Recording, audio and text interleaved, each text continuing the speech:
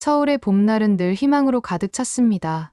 벚꽃이 흐드러지게 피어난 1982년 4월, 42세의 박소영은 자신의 인생에서 가장 아름다운 순간을 회상하며 병원 복도를 걸었습니다.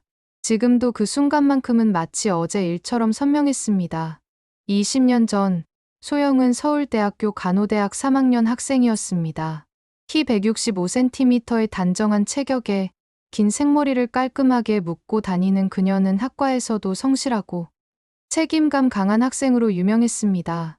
특히 임상실습 시간에는 누구보다 적극적이었고 환자들을 대하는 따뜻한 마음씨로 동기들과 선후배들 사이에서도 존경받았습니다. 그 운명의 날은 대학병원에서 실습 중이던 평범한 화요일 오후였습니다. 3층 내과 병동 간호사 스테이션에서 환자 차트를 정리하고 있던 소영에게 한 명의 젊은 남성이 다가왔습니다. 키 180cm 정도의 훤칠한 키에 단정한 얼굴. 그리고 무엇보다 환자를 대하는 진지한 눈빛이 인상적이었던 그 사람이 바로 정환수였습니다. 간호사님, 죄송합니다. 혹시 이 차트가 어느 병실로 가야 하는지 아세요? 한수는 손에 두꺼운 환자 차트를 들고 조심스럽게 물었습니다. 당시 의과대학 본과 4학년으로 인턴 과정을 밟고 있던 그는 아직 병원 시스템에 완전히 적응하지 못한 상태였습니다. 소영은 그의 하얀 가운 가슴팍에 적힌 정환수라는 이름표를 보며 미소를 지었습니다. 315호실 김영우 환자분 차트네요. 복도 끝에서 왼쪽으로 돌면 바로 보이실 거예요. 소영의 친절하고 정확한 답변에 한수는 고마워했습니다. 그 후로도 한수는 종종 소영에게 병원 업무에 관해 질문했고 소영은 항상 성심껏 도움을 주었습니다. 간호학과 학생이었지만 실습 경험이 풍부했던 소영의 조언은 초보 인턴이었던 한수에게 매우 유용했습니다. 두 사람이 본격적으로 가까워진 것은 한 달 후였습니다. 소영이 늦은 저녁 실습을 마치고 병원을 나서는데 한수가 우연히 마주쳤습니다. 혹시 괜찮으시면 커피 한 잔 하시겠어요? 그동안 도움을 많이 받았는데 제대로 인사도 못 드렸네요. 한수의 정중한 제안에 소영은 설레는 마음을 애써 감추며 고개를 끄덕였습니다. 병원 앞 작은 카페에서 시작된 그들의 대화는 밤 11시까지 이어졌습니다. 한수는 의사가 되려는 이유에 대해 진지하게 이야기했습니다.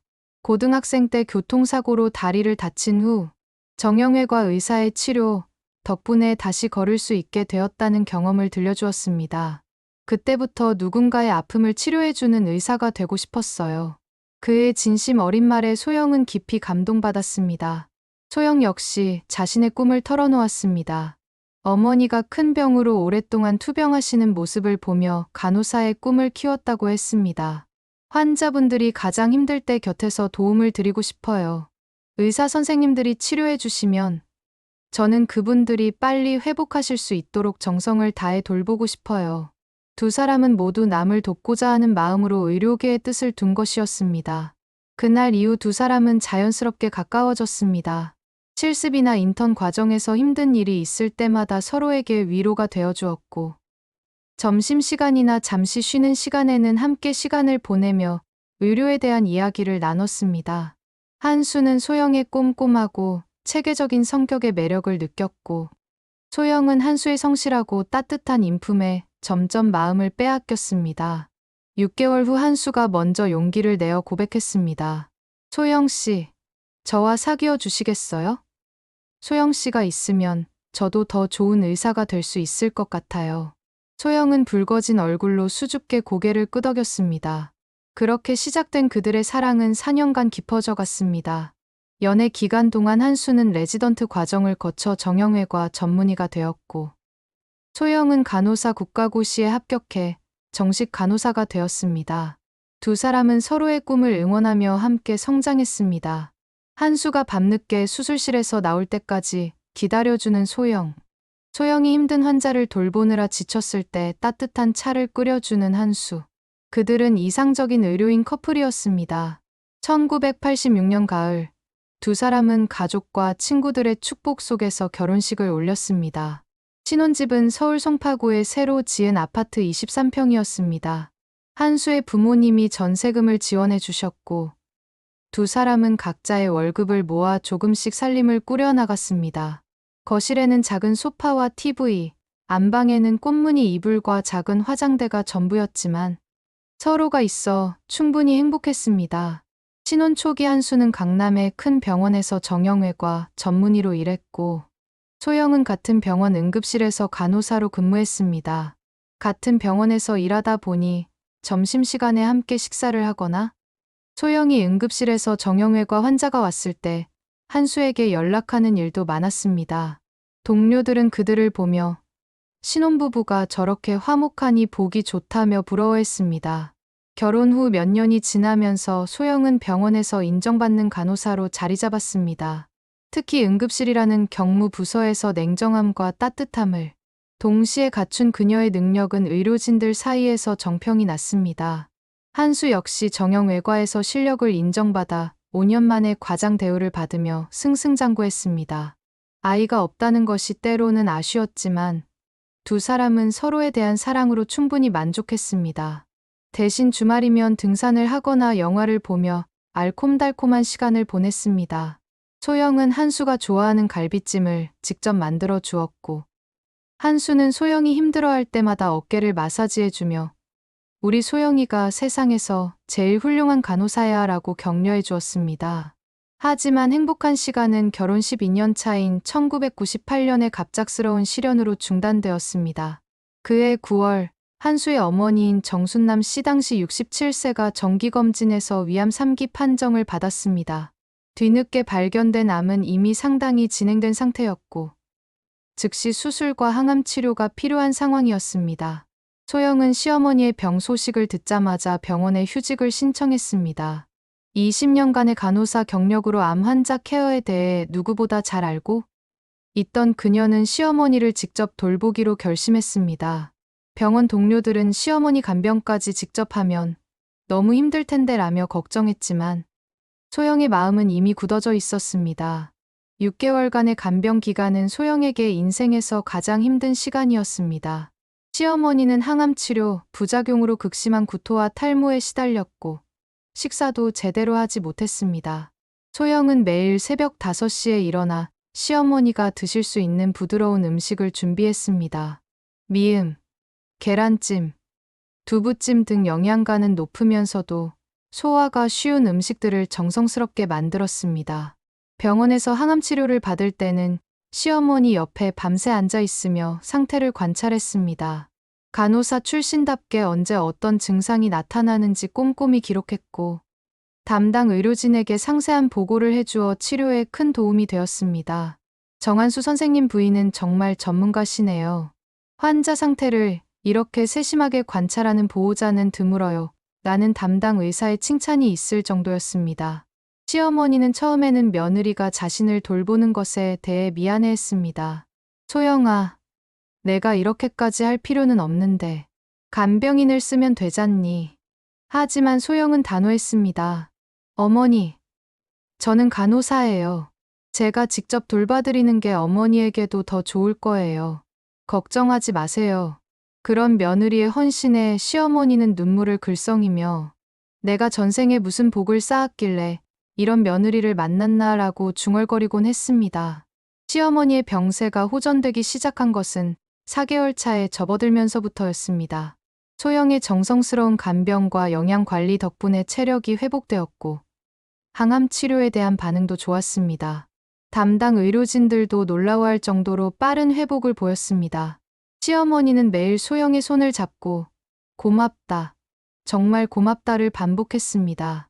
하지만 6개월 후인 1999년 3월, 시어머니는 갑작스럽게 세상을 떠났습니다. 호전되는 듯했던 병세가 급작스럽게 악화된 것이었습니다. 마지막 순간까지 소영의 손을 잡고 있던 시어머니는 소영아, 정말 고마웠다. 너 같은 며느리를 둬서 얼마나 행복했는지 몰라라는 유언을 남겼습니다.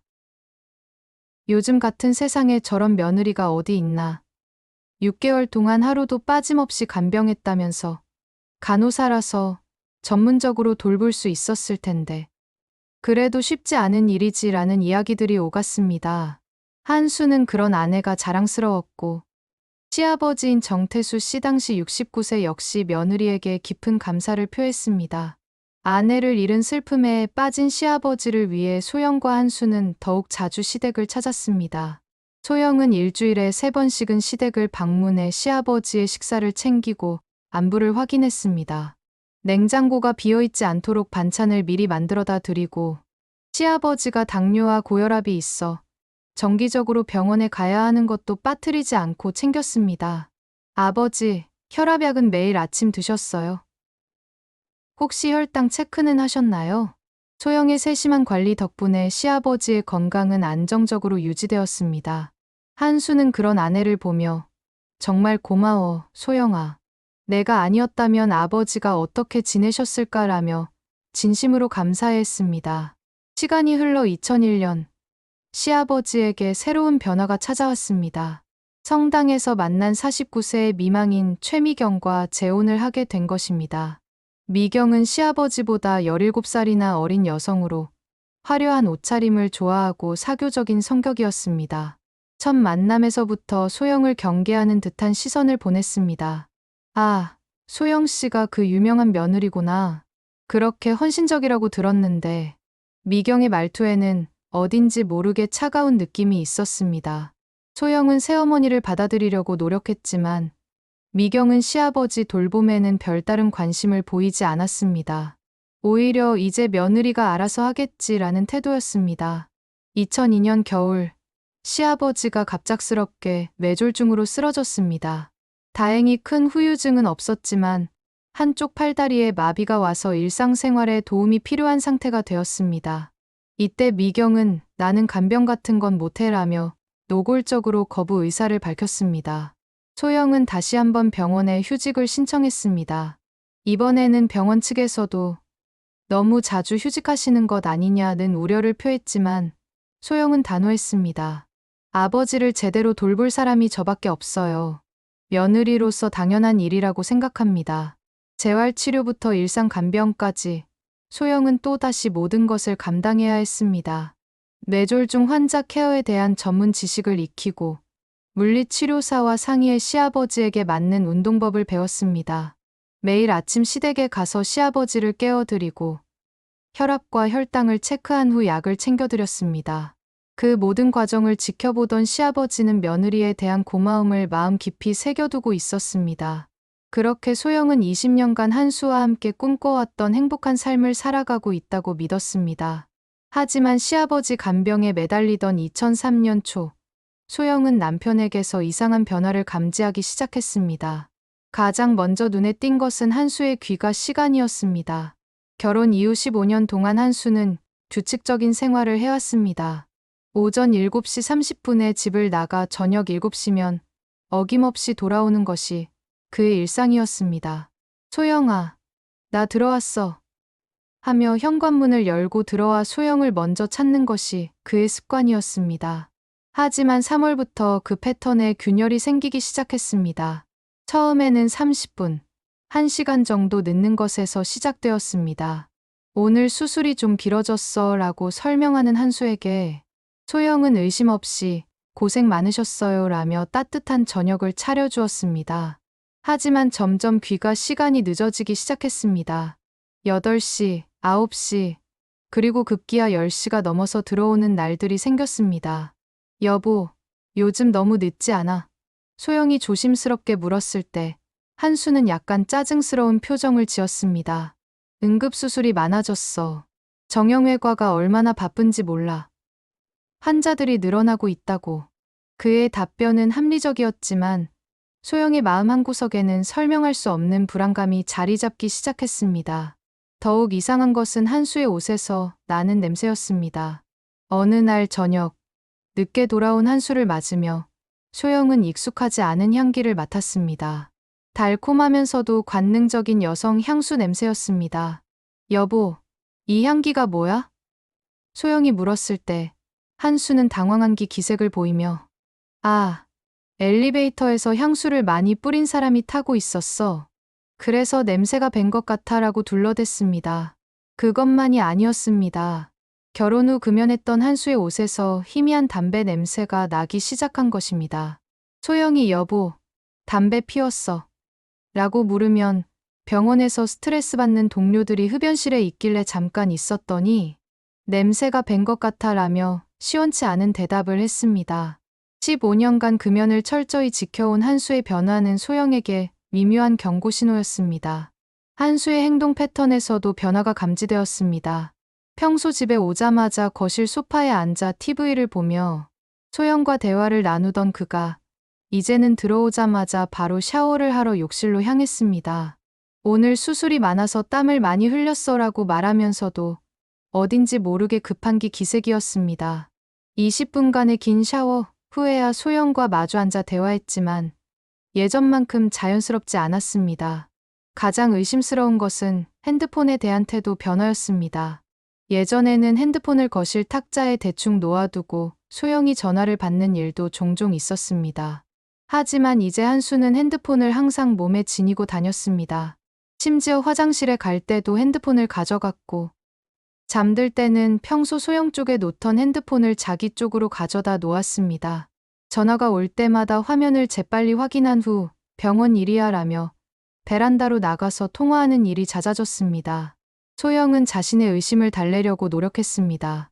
시아버지 간병으로 내가 집에 없는 시간이 많아져서 남편이 외로워하는 건 아닐까? 요즘 정말 업무가 많아서 스트레스를 받는 것일까? 하지만 여성의 직감은 쉽게 사라지지 않았습니다. 결정적인 순간은 2003년 5월의 어느 토요일이었습니다. 소영이 시아버지 물리치료에 동행하기로 되어 있던 날이었는데 갑자기 한수가 오늘 응급수술이 들어왔어. 큰 교통사고 환자라서 정형외과 총동원이야. 아버지 물리치료는 다음 주로 미루자라고 말했습니다. 소영은 실망했지만 남편의 일을 이해한다며 알겠어요. 환자가 우선이죠라고 답했습니다. 하지만 뭔가 찜찜한 느낌이 들었던 소영은 오후 2시경 한수가 근무하는 병원에 전화를 걸었습니다. 정형외과 정한수 선생님 계신가요?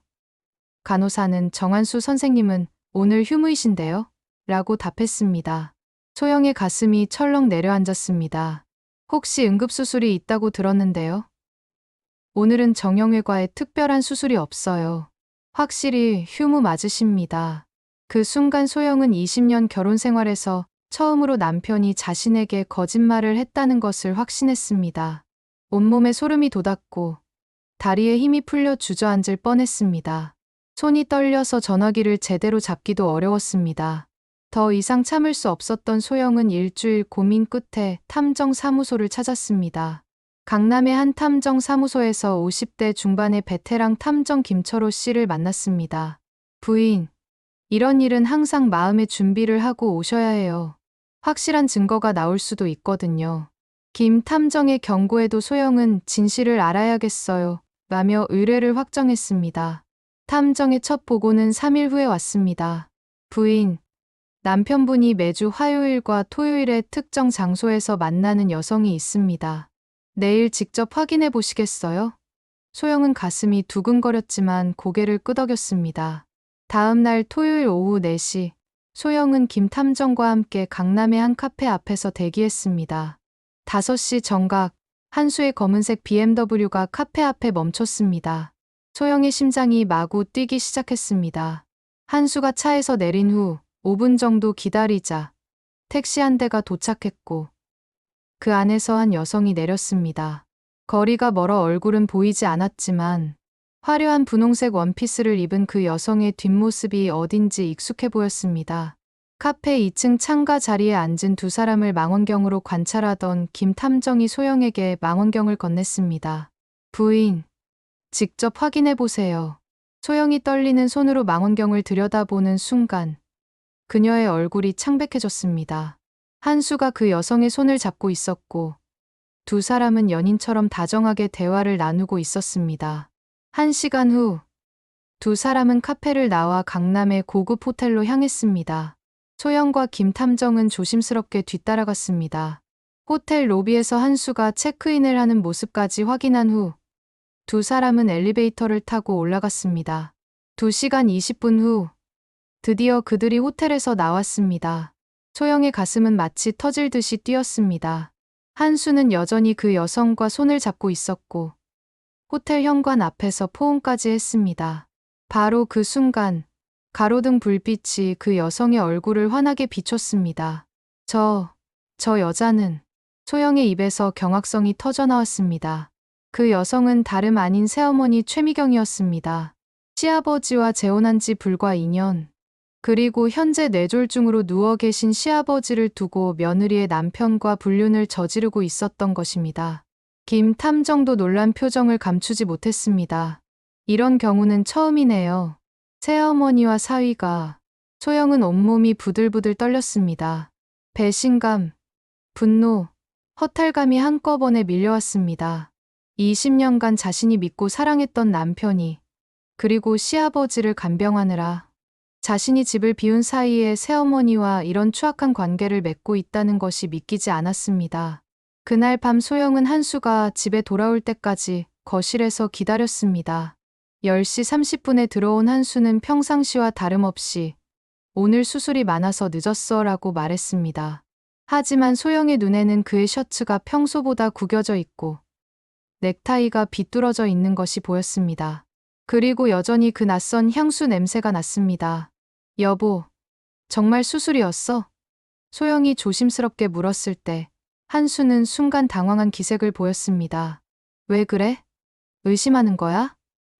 그의 반응은 평소와 달리 방어적이고 공격적이었습니다. 아니야. 그냥 요즘 너무 늦어서 걱정되어서. 소영은 아무렇지 않은 척 대답했지만 마음속으로는 확신이 서고 있었습니다. 다음 날부터 소영은 체계적인 증거 수집에 나섰습니다. 먼저 인터넷에서 불륜 검사 시약을 주문했습니다.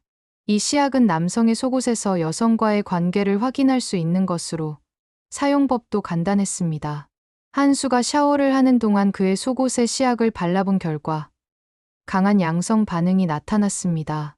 소영의 손이 덜덜 떨렸지만 이제 확실한 물증을 잡았다는 생각에 오히려 차분해졌습니다. 두 번째로 확인한 것은 한수의 자동차였습니다. 그가 병원에 간 사이 차량의 내비게이션 기록을 확인해 보니 지난 3개월간 강남의 여러 고급 호텔들을 방문한 기록이 남아 있었습니다. 특히 그랜드 호텔, 팰리스 호텔, 임페리얼 호텔 등 하룻밤에 30만 원이 넘는 특급 호텔들이 줄을 이뤘습니다. 그리고 그 날짜들은 모두 한수가 늦게 들어온 날들과 정확히 일치했습니다. 소영은 한수의 서재에서 신용카드 명세서까지 찾아냈습니다. 지난 6개월간의 명세서를 자세히 살펴본 결과 호텔 결제 내역이 월 2회, 3회씩 꾸준히 나와 있었습니다. 그뿐만 아니라 여성 의류 브랜드에서의 고액 결제 내역도 발견했습니다. 샤넬 가방 180만 원, 에르메스 스카프 80만 원, 까르띠에 시계 320만 원. 소영이 받아본 적 없는 선물들의 구매 기록이었습니다. 가장 충격적인 발견은 은행 거래 내역이었습니다. 한수는 지난 1년간 매달 70만 원씩 최미경 명의의 적금 통장에 입금하고 있었습니다. 총 840만 원이라는 거액이었습니다. 이는 소영이 시아버지 간병으로 휴직해 수입이 없는 상황에서도 계속된 것이어서 더욱 충격적이었습니다. 증거가 명확해지자 소영은 더욱 세밀한 관찰을 시작했습니다. 한수가 병원 회식 일하며 늦는다고 하는 날이면 소영은 몰래 병원 주차장까지 가서 그의 차가 정말 있는지 확인했습니다. 예상대로 차는 없었고 동료 의사에게 정한수 선생님, 어디 계세요? 라고 물으면 1시간 전에 퇴근하셨는데요. 라는 답변만 돌아왔습니다. 어느 목요일 저녁, 소영은 결정적인 현장을 목격했습니다. 한수가 응급수술 일하며 나간 날, 소영은 탐정의 도움을 받아 추적했습니다. 한수의 차는 병원이 아닌 미경이 살고 있는 동네로 향했습니다. 30분 후 미경이 한수의 차에 탔고 두 사람은 강남의 한 고급 레스토랑으로 갔습니다. 레스토랑 창가 자리에서 두 사람은 마치 신혼부부처럼 달콤한 시간을 보냈습니다. 한수는 미경에게 음식을 떠먹여 주었고 미경은 한수의 넥타이를 매만지며 애교를 부렸습니다. 소영은 망원 카메라로 그 모든 순간을 기록했습니다. 눈물이 나왔지만 꾹 참고 셔터를 눌렀습니다. 식사 후 두 사람은 평택의 한 고급 펜션으로 향했습니다. 1박 2일 여행이었습니다. 소영은 그날 밤 집에서 혼자 밤을 새웠습니다. 20년간의 결혼 생활이 무너지는 소리를 들으며 분노와 절망감이 교대로 밀려왔습니다. 그동안 시어머니 간병, 시아버지 돌봄에 매달리느라 자신이 소홀했던 것일까? 아니면 자신에게 부족한 것이 있었던 것일까? 하지만 더 큰 분노는 상대가 미경이라는 사실이었습니다. 시아버지가 뇌졸중으로 쓰러져 누워 계시는데 그분의 새 아내가 며느리의 남편과 불륜을 저지르다니 도덕적으로도 인간적으로도 용서할 수 없는 배신이었습니다. 무엇보다 소영이 시댁 일로 바쁜 틈을 이용해 이런 관계를 맺었다는 것이 가장 치졸하고 비열하게 느껴졌습니다. 그 주말 한수는 동료들과 골프를 간다며 또다시 집을 나섰습니다. 소영은 이제 그의 거짓말을 정확히 알고 있었습니다. 미경 역시 친구들과 쇼핑을 간다며 시아버지를 혼자 두고 나갔습니다. 두 사람이 언제부터 어떤 계기로 이런 관계가 되었는지 궁금했지만 이제는 그것도 중요하지 않았습니다. 중요한 것은 그들이 지금 당장 벌이고 있는 배신 행위와 앞으로 어떤 계획을 가지고 있는지였습니다. 소영은 이제 단순한 피해자로 남아있을 생각이 없었습니다. 20년간 헌신했던 자신에 대한 배신, 그리고 병들어 누워 계신 시아버지에 대한 모독을 그냥 넘어갈 수는 없었습니다. 간호사로서 길러온 차분함과 체계적인 사고로 그녀는 완벽한 복수를 계획하기 시작했습니다. 호텔 앞에서 목격한 충격적인 현장 이후 소영은 며칠간 제대로 잠을 이루지 못했습니다. 시아버지 간병을 위해 매일 시댁을 방문해야 했지만 미경의 얼굴을 마주하는 것은 고역이었습니다. 그 여자가 한수와 포옹하던 모습이 자꾸만 떠올랐고 시아버지 앞에서 마치 아무 일 없었던 것처럼 행동하는 미경을 보며 분노가 치밀어 올랐습니다. 아버지, 오늘 기분은 어떠세요? 혈압은 어때요? 평상시처럼 다정하게 묻는 소영의 목소리 뒤로 미경은 어머, 소영씨 또 왔네요. 진짜 효부가 따로 없어라며 가식적인 미소를 지었습니다. 그 순간 소영의 마음속에서는 이 여자가 어떻게 이렇게 뻔뻔할 수 있을까 라는 생각이 들었지만 시아버지 앞에서는 아무렇지 않은 척 행동했습니다. 시아버지의 상태는 점차 악화되고 있었습니다. 뇌졸중 후유증으로 인한 마비는 회복되지 않았고 당뇨와 고혈압도 조절이 어려워지고 있었습니다. 담당 의사는 환자분 상태가 예전보다 불안정해졌습니다. 약물 복용을 더 철저히 관리하셔야 해요 라고 당부했습니다. 소영은 약물 관리표를 만들어 미경에게 설명해 주었지만 미경은 너무 복잡해서 모르겠어. 소영 씨가 오실 때마다 챙겨주면 안 돼 라며 책임을 떠넘겼습니다. 이상한 점은 미경이 챙겨드린다는 약들이 자꾸 남아돈다는 것이었습니다. 소영이 약통을 확인해 보니 혈압약과 당뇨약이 예상보다 많이 남아 있었습니다. 어머니, 아버지께서 약을 안 드시나 봐요. 소영이 물으면 미경은 아니야. 매일 챙겨드리는데 아마 식욕이 없어서 약도 잘 안 드시는 것 같아 라고 둘러댔습니다. 소영은 시아버지와 단둘이 있을 때 조심스럽게 물어보았습니다. 아버지, 혹시 약 드시기 힘드세요?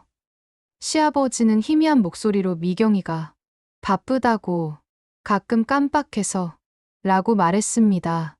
그 순간 소영은 미경이 의도적으로 약 관리를 소홀히 하고 있다는 것을 직감했습니다. 더욱 의심스러운 것은 미경의 외출 패턴이었습니다. 소영이 시댁에 없는 날이면 미경은 친구 만나러 간다며 시아버지를 혼자 두고 나가는 일이 잦았습니다. 특히 화요일과 토요일에는 어김없이 외출했는데 이는 한수와 만나는 날짜와 정확히 일치했습니다. 시아버지가 거동이 불편한 상태인데도 6에 7시간씩 혼자 두고 가는 것은 간병인으로서 직무유기나 다름없었습니다. 6월의 어느 화요일, 소영은 평소보다 일찍 시댁에 도착했습니다. 미경은 잠깐 마트에 간다며 나간 상태였는데 시아버지가 화장실에서 쓰러져 있는 것을 발견했습니다. 다행히 큰 부상은 없었지만 시아버지는 목이 말라서 물을 찾으려고 라며 힘겹게 설명했습니다. 침대 옆 물컵은 말라 있었고 호출벨도 손이 닿지 않는 곳에 있었습니다. 아버지, 미경이가 물 챙겨드리지 않았나요? 소영이 물으니 시아버지는 아침부터 안 왔어 라고 답했습니다. 소영이 시계를 보니 오후 3시였습니다. 미경은 아침 일찍부터 시아버지를 방치하고 나간 것이었습니다. 아마도 한수와 만나러 간 것이 분명했습니다. 그날 저녁 미경이 돌아왔을 때 소영은 조심스럽게 물었습니다. 어머니, 아버지가 오늘 많이 힘들어 하셨는데요. 물도 못 드시고 계셨어요. 미경은 눈 하나 깜짝하지 않고 마트에 갔다가 친구를 만나서 시간이 좀 늦어졌어. 아버지가 많이 불편하셨나? 라며 전혀 미안해하지 않는 표정을 지었습니다. 소영의 의심이 확신으로 바뀌는 순간은 7월 중순에 찾아왔습니다. 미경의 방에서 치료일지를 가져오려다가 우연히 서랍을 열게 된 소영은 그 안에서 믿을 수 없는 것들을 발견했습니다. 시아버지의 혈압약과 당뇨약이 거의 그대로 남아있는 약봉지들이 가득했던 것입니다. 날짜를 확인해 보니 지난 3개월치 약들이었습니다. 더욱 충격적인 것은 미경의 휴대폰에서 발견한 메모였습니다. 휴대폰이 침대 위에 떨어져 있어 건드리는 순간 화면이 켜졌는데 메모장에 약 주지 말 것, 물 멀리 두기, 호출벨 손 안 닿는 곳에 같은 끔찍한 내용들이 적혀 있었습니다. 소영은 온몸에 소름이 돋았습니다. 이것은 단순한 간병 소홀이 아니라 의도적인 학대였습니다. 그날 밤 소영은 잠 못 이루며 생각했습니다. 미경이 시아버지를 이렇게 대하는 이유는 뭘까? 빨리 재산을 상속받기 위해서인가? 아니면 한수와의 관계를 위해 시아버지가 방해된다고 생각하는 것인가? 어떤 이유든 용서할 수 없는 일이었습니다. 다음 날부터 소영은 미경의 행동을 더욱 주의 깊게 관찰했습니다. 미경은 소영이 없을 때면 시아버지에게 말도 걸지 않았고 식사도 대충 준비해서 멀리 떨어진 곳에 놓고 가버렸습니다. 시아버지가 미경아라고 부르면 바빠요. 나중에요 라며 쌀쌀맞게 대답했습니다. 심지어 화장실 가는 것도 도와드리지 않아서 시아버지는 혼자 힘겹게 기어가셨습니다. 8월 어느 날 소영은 시아버지가 미경에게 조심스럽게 무언가를 말씀하려는 모습을 목격했습니다. 미경아, 혹시 한수하고 시아버지가 뭔가 알고 계신다는 것을 직감한 미경은 무슨 소리예요? 저는 한수와 아무 관계 없어요 라며 강하게 부인했습니다. 하지만 시아버지의 눈빛에는 이미 모든 것을 알고 계신다는 확신이 서려 있었습니다. 며칠 후 시아버지는 소영을 따로 불렀습니다. 소영아, 아버지가 할 말이 있어. 시아버지는 힘든 목소리로 말을 이어갔습니다. 미경이하고 한수가 나쁜 짓을 하고 있다는 걸 알고 있어. 소영은 깜짝 놀라며 아버지, 그게 무슨 라고 말하려 했지만 시아버지는 손을 들어 말을 막았습니다. 아버지가 안진뱅이가 되긴 했지만 귀는 멀쩡해. 저들이 전화로 얘기하는 것도 다 들었어. 시아버지는 계속해서 증언했습니다. 한수가 소영이 너 시댁일로 바쁜 틈을 타서 미경이와 그런 관계를 시작했어. 내가 몇 번 보기까지 했어. 시아버지의 고백은 계속되었습니다. 미경이 시아버지를 학대하는 것도 모두 알고 계셨습니다. 약도 일부러 안 주고 물도 멀리 둬서 못 마시게 하고 나를 일찍 죽이려고 하는 거야. 시아버지의 목소리에는 분노보다는 깊은 슬픔이 배어 있었습니다. 그런데 왜 지금까지 아무 말씀 안 하셨어요? 소영이 물으니 시아버지는 쓸쓸한 미소를 지었습니다. 소영아, 너는 20년간 우리 집을 위해서 얼마나 헌신했니? 시어머니 간병할 때도 나를 돌볼 때도 한 번도 불평하지 않았잖아. 그런 너를 더 이상 고생시킬 수 없어서 시아버지는 이미 모든 것을 준비해 두셨다고 말했습니다. 아버지가 변호사를 만나서 유언장을 새로 썼어. 한수와 미경이가 아는 것은 가짜야. 진짜 유 원장은 따로 있어. 그리고 서랍에서 봉인된 서류 봉투를 꺼내 소영에게 건넸습니다. 봉투 안에는 시아버지가 직접 쓴 편지와 함께 진짜 유 원장이 들어 있었습니다. 편지에는 이런 내용이 적혀 있었습니다. 사랑하는 며느리 소영에게 너는 내가 낳지 않았지만 내 친딸보다 더 소중한 사람이다. 20년간 우리 가족을 위해 얼마나 많은 희생을 했는지 아버지가 다 알고 있단다. 어머니가 아플 때도 내가 쓰러진 후에도 한 번도 내색하지 않고 정성껏 돌봐줘서 고맙다. 하지만 미경이와 한수가 하는 짓은 정말 용서할 수 없다. 내가 집을 비운 사이 둘이 만나는 것도 보았고 미경이가 나를 일부러 방치하는 것도 다 알고 있다. 빨리 나를 죽이고 재산을 차지하려는 속셈이 훤히 보인다. 그래서 아버지가 미리 준비를 했다. 강남의 의료 빌딩은 이미 내 이름으로 해놨고 은행 예금과 보험금도 대부분 너에게 가도록 했다. 한수와 미경이 알고 있는 유 원장은 가짜다. 진짜 유 원장은 법무법인에 맡겨뒀다. 너는 아무 걱정 말고 새로운 인생을 살아라. 아버지가 내 뒤에서 지켜보고 있을 테니까. 편지를 읽으며 소영은 눈물을 흘렸습니다. 시아버지의 깊은 사랑과 배려에 감동받은 것도 있었지만 동시에 그분이 혼자서 얼마나 많은 고통을 감내하셨을지 생각하니 마음이 아팠습니다. 아버지, 이런 일을 혼자 끙끙 앓고 계셨다니. 소영이 시아버지의 손을 잡으며 울먹이자 시아버지는 울지 마라. 아버지는 괜찮아. 다만 너만은 상처받지 않았으면 해서 라고 위로했습니다. 그 후 소영은 시아버지와 더 깊은 대화를 나누었습니다.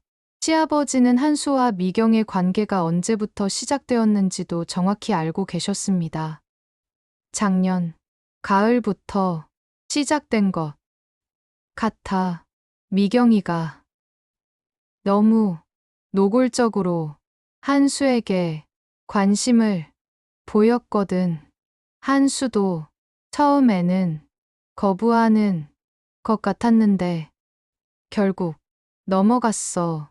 시아버지의 증언에 따르면 미경은 처음부터 순수한 마음으로 재혼한 것이 아니었습니다. 내 재산이 목적이었던 것 같아. 결혼하고 나서 태도가 180도 바뀌었거든. 예전에는 그렇게 다정했는데 시아버지의 목소리에는 배신감과 후회가 묻어 있었습니다. 미경의 계략은 더욱 치밀했습니다. 미경이가 일부러 소영이 너를 시댁일로 바쁘게 만들려고 했어. 나를 더 자주 아프게 해서 너를 더 많이 불러내려고 한 것 같아. 실제로 미경은 시아버지의 컨디션이 나쁠 때마다 소영에게 전화해서 아버지가 이상해요. 빨리 오세요라고 말했고 소영이 도착하면 어머, 이제 괜찮아지셨네라며 시치미를 뗐습니다. 시아버지는 또한 미경과 한수가 자신의 죽음 이후에 대해 구체적으로 계획하고 있다는 것도 들었다고 했습니다. 둘이 대화하는 걸 들어보니 내가 죽으면 소영이 너는 빈손으로 내보내고 재산은 다 가져갈 계획이야. 심지어 해외로 도피까지 생각하고 있더라. 이런 이야기를 들으며 소영은 분노와 함께 시아버지에 대한 연민이 더욱 깊어졌습니다. 병들어 누워 계신 상황에서 배우자와 아들의 배신을 혼자 감당하시면서도 며느리를 보호하기 위해 법적 장치까지 마련해 두신 것이었습니다. 아버지, 정말 죄송해요. 제가 더 자주 와서 지켜드렸어야 했는데. 아니야, 소영아. 너는 할 만큼 했어. 이 모든 일이 너 때문이 아니야.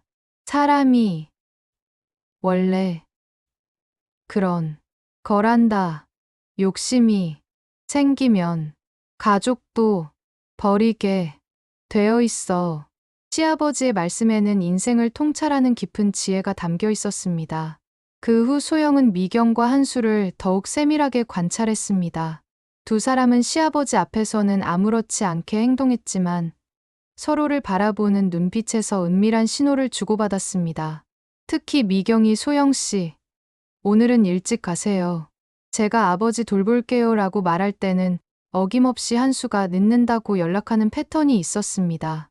9월에 들어서면서 시아버지의 건강은 급격히 악화되었습니다. 미경의 의도적인 약물 관리 소홀과 방치로 인해 혈압과 혈당이 위험 수준까지 올라갔습니다. 담당 의사는 환자분 상태가 매우 심각합니다.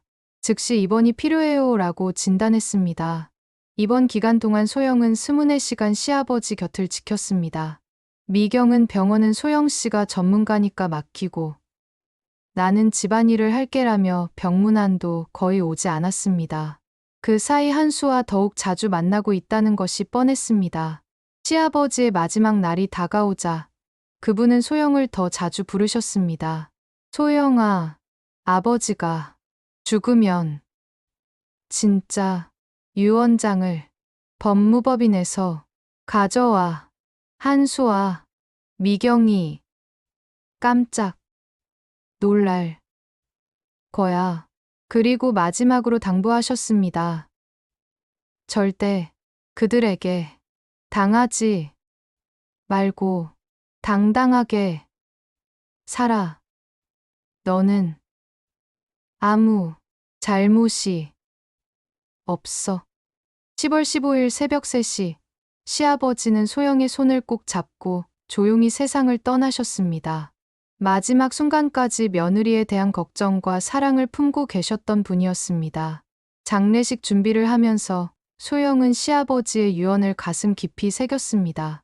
이제 진실의 순간이 다가오고 있었습니다. 시아버지의 장례를 치르는 3일간 소영은 완벽한 연기를 해야 했습니다. 슬픔에 잠긴 며느리를 연기하면서도 한편으로는 볼펜 녹음기로 한수와 미경의 대화를 몰래 녹음했습니다. 조문객들이 많은 틈을 타서 두 사람 근처에 앉아 대화를 엿들었는데 그 내용은 상상했던 것보다 훨씬 더 충격적이었습니다. 드디어 늙은이가 죽었네. 이제 우리가 자유로워졌어. 미경의 첫 마디부터 소영의 혈압이 올랐습니다. 한수 역시 정말 오래 걸렸지. 좀 더 일찍 죽었으면 좋았을 텐데 라며 시아버지의 죽음을 기뻐했습니다. 조문객들이 시아버지의 생전 덕행을 기리며 추도사를 읽는 바로 그 순간에 이들은 고인을 모독하는 말을 서슴없이 내뱉고 있었습니다. 더욱 경악스러운 것은 미경이 시아버지의 죽음을 의도적으로 앞당겼다는 고백이었습니다. 당뇨약이랑 혈압약 안 준 게 효과가 있었나 봐. 마지막 한 달은 아예 안 줬거든. 한수가 그거 위험하지 않아? 라고 걱정하자 미경은 늙은이들은 원래 약 잘 안 먹잖아. 누가 뭐라고 하겠어? 라며 태연하게 답했습니다. 이는 명백한 살인 행위였습니다. 이제 소영이 문제야. 걔를 어떻게 처리할 거야? 미경의 질문에 한수는 차가운 목소리로 답했습니다. 이혼 서류는 이미 준비했어. 성격 차이로 이혼하고 재산 분할은 최소한으로 해줄 거야. 20년간 벌어놓은 돈을 왜 나눠줘야 해? 그들은 소영을 완전히 빈손으로 내쫓을 계획이었습니다. 한수의 계획은 더욱 치밀했습니다. 우리 집 가구나 가전제품도 하나도 가져가지 못하게 할 거야. 소영이가 가져갈 수 있는 건 개인 옷가지 정도로 제한하자. 그동안 시댁일 핑계로 직장도 자주 빠졌으니 복직도 어려울 거고. 그들은 소영의 20년 헌신을 완전히 무시하며 비정한 계획을 세우고 있었습니다. 해외로 언제 떠날 거야? 미경의 재촉에 한수는 이혼이 확정되고 재산 정리가 끝나면 바로 캐나다로 가자. 내 의대 동기가 토론토에서 병원을 하고 있어서 일자리는 문제없어라고 답했습니다. 그들은 이미 도피 계획까지 세워놓고 있었던 것입니다. 가장 충격적인 대화는 시아버지에 대한 그들의 진짜 생각이었습니다. 솔직히 처음부터 노인네 돈만 노리고 결혼한 거잖아. 그런데 뇌졸중까지 걸려서 간병비만 더 들어갔어. 미경의 고백에 한수는 그래도 이제 다 끝났으니 됐지. 앞으로는 우리만 생각하자라며 동조했습니다. 장례식 마지막 날 밤, 두 사람은 더욱 구체적인 계획을 논의했습니다. 소영이한테 이혼 통보는 언제 할 거야? 내일 당장 하려고. 더 늦추면 의심받을 수 있어. 한수는 장례가 끝나자마자 이혼을 선언할 작정이었습니다. 이혼 사유는 성격 차이로 하고 소영이가 시댁일에만 매달려서 부부관계가 소원해졌다고 주장할 거야. 미경도 자신의 역할을 정확히 알고 있었습니다. 나는 시아버지 재산 상속받는 즉시 한수랑 결혼할게. 어차피 상속세 낼 돈도 있으니까 문제 없어. 그들은 이미 결혼 계획까지 구체적으로 세워놓고 있었습니다. 예상대로 장례식 일주일 후, 한수는 소영에게 이혼을 제기했습니다. 소영아, 우리 이제 헤어지자. 20년간 함께 살았지만, 이제는 서로 다른 길을 가는 게 맞는 것 같아. 한수의 차가운 말투에 소영은 속으로 분노했지만, 겉으로는 놀란 척 연기했습니다. 갑자기 이게 무슨 소리야? 우리 사이에 무슨 문제라도 있었어? 아니야, 그냥 시아버지 간병하면서 우리 사이가 많이 소원해졌잖아. 너는 시댁 일에만 신경 쓰고 나는 병원 일로 바쁘고 이제는 정말 남남 같은 느낌이야. 한수의 거짓말은 너무나 자연스러웠습니다. 20년간 함께 산 아내를 속이는 것이 이렇게 쉬운 일인가 싶어 소영은 경악했습니다. 재산분할에 대한 한수의 제안은 더욱 황당했습니다. 집은 내 명의니까 내가 가져갈 거고 적금도 대부분 내 이름이니까 소영이는 개인 통장에 있는 돈 정도만 가져가면 돼. 아, 가구나 가전제품은 새 살림 차릴 때 필요하니까 두고 가. 20년간 함께 모은 재산을 혼자 독차지하겠다는 선언이었습니다. 하지만 소영은 이미 시아버지로부터 모든 것을 들었기 때문에 여유로웠습니다. 알겠어요. 그럼 변호사를 선임해서 정식으로 이혼 절차를 밟아요. 소영의 의외로 순순한 반응에 한수는 안도의 표정을 지었습니다. 소영이가 이해해줘서 고마워. 서로 원만하게 마무리하자. 소영이 찾아간 법무법인 김앤희 법률사무소에서 최진혁 변호사는 시아버지의 진짜 유언장을 보고 놀라워했습니다. 이건 정말 완벽한 법적 문서네요. 시아버지께서 변호사 출신이세요? 아니요. 하지만 정말 꼼꼼하신 분이셨어요. 소영은 시아버지의 마지막 배려에 다시 한번 감동받았습니다. 유언장의 내용은 한수와 미경이 예상한 것과 완전히 달랐습니다.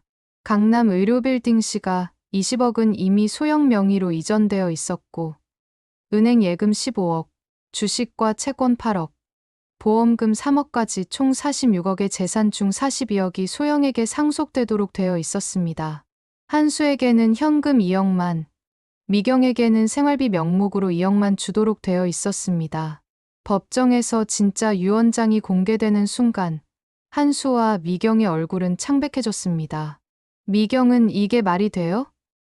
저는 아버지의 합법적인 배우자인데 라며 소리쳤지만 변호사는 시아버지께서 생전에 합법적으로 작성하신 유언장입니다. 어떤 이의도 제기할 수 없어요 라고 단호하게 답했습니다. 하지만 진짜 폭탄은 그 다음에 터졌습니다. 소영의 변호사가 불륜 증거들을 차례차례 제시했을 때였습니다. 탐정이 촬영한 호텔 출입 사진, 신용카드 사용 내역, 미경 명의 적금 통장 입금 기록, 그리고 결정적으로 장례식장에서 녹음한 대화 파일이 법정에 울려 퍼졌습니다. 드디어 늙은이가 죽었네. 이제 우리가 자유로워졌어. 미경의 목소리가 법정에 그대로 재생되자 방청석에서 탄식이 터져나왔습니다. 더욱 충격적인 것은 약물을 의도적으로 주지 않았다는 고백이었습니다. 당뇨약이랑 혈압약 안 준 게 효과가 있었나 봐. 마지막 한 달은 아예 안 줬거든. 이 대목에서 검사는 이는 명백한 살인 행위입니다라고 지적했습니다. 한수의 변호사는 필사적으로 반박을 시도했습니다. 녹음 내용이 왜곡되었을 가능성이 있습니다. 그리고 호텔 출입만으로는 불륜을 입증할 수 없어요. 하지만 소영 측에서 추가로 제시한 증거들은 반박 불가능했습니다. 불륜 검사 시약 결과, 한수 차량의 내비게이션 기록, 그리고 미경의 휴대폰에서 발견된 메모까지 모든 것이 완벽하게 들어맞았습니다. 특히 미경의 휴대폰 메모, 약 주지 말 것, 물 멀리 두기, 호출벨 손 안 닿는 곳에가 공개되자 법정은 술렁였습니다. 판사는 이는 단순한 간병 소홀이 아니라 의도적인 학대 행위로 보입니다라며 심각한 표정을 지었습니다.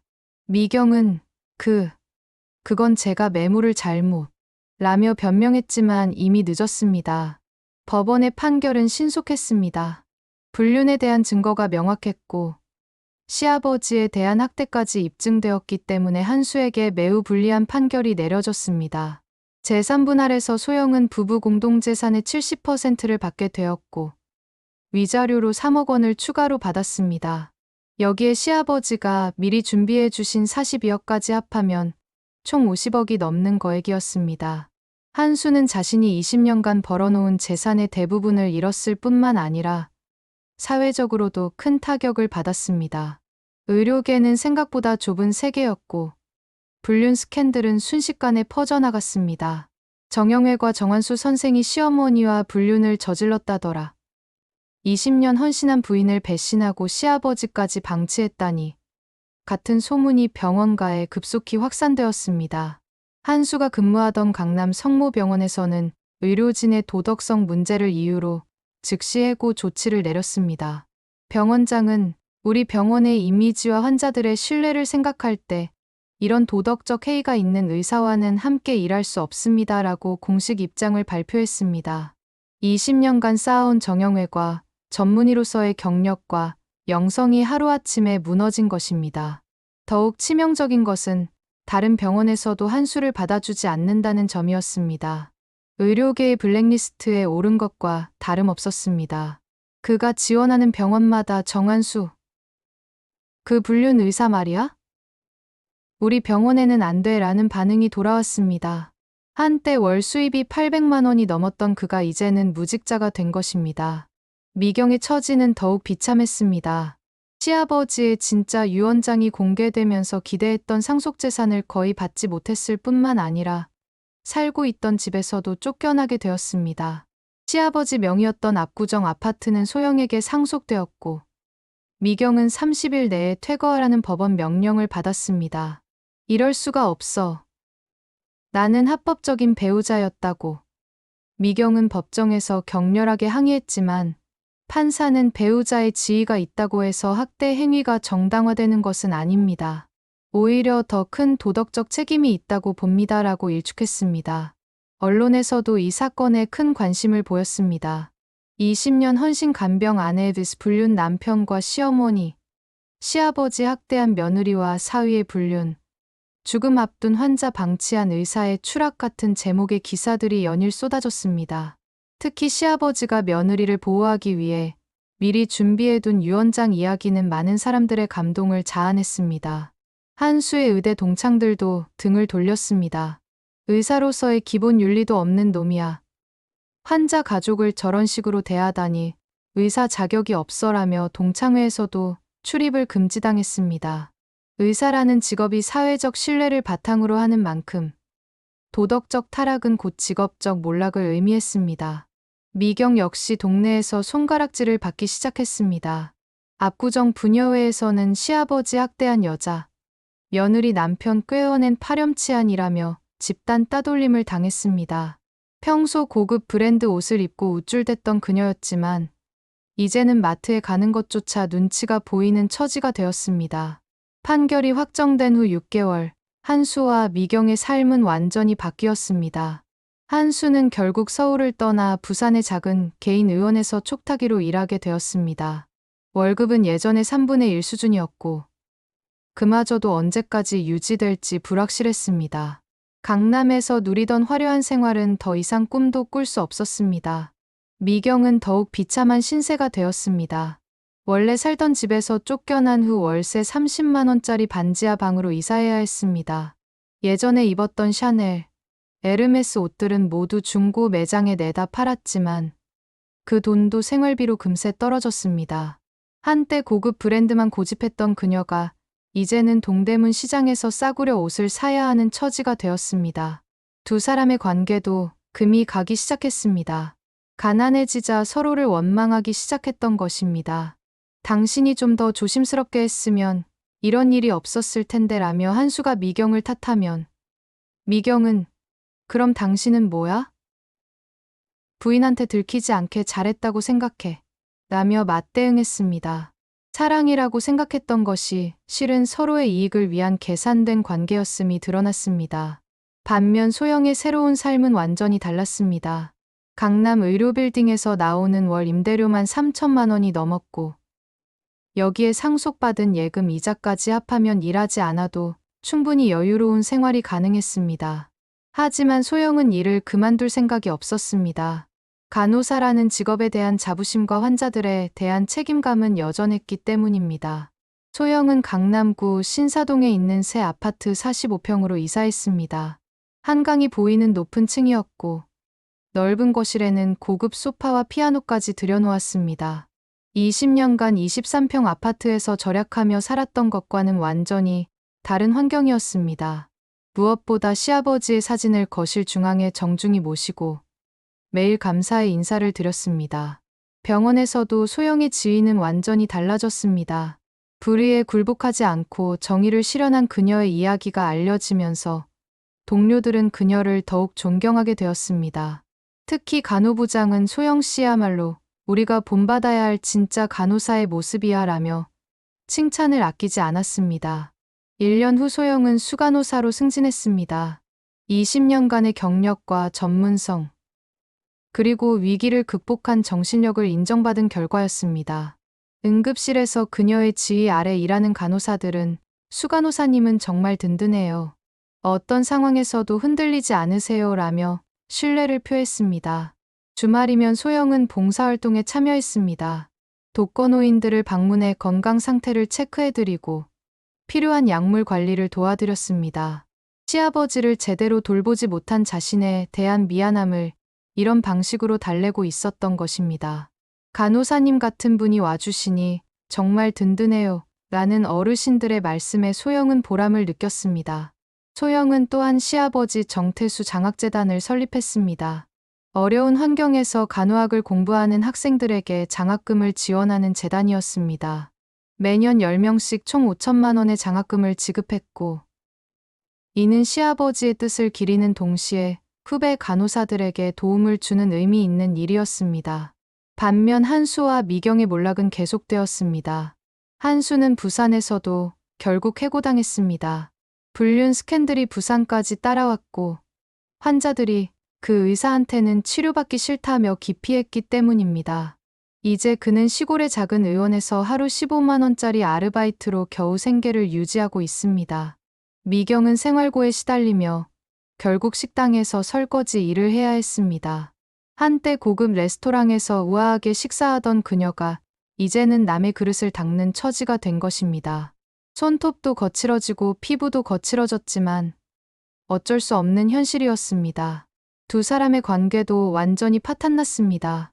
서로의 처지를 원망하며 다투는 일이 잦아졌고 결국 1년 만에 헤어지고 말았습니다. 한수는 당신 때문에 내 인생이 망쳤다며 미경을 떠났고 미경은 그럼 당신은 뭐야?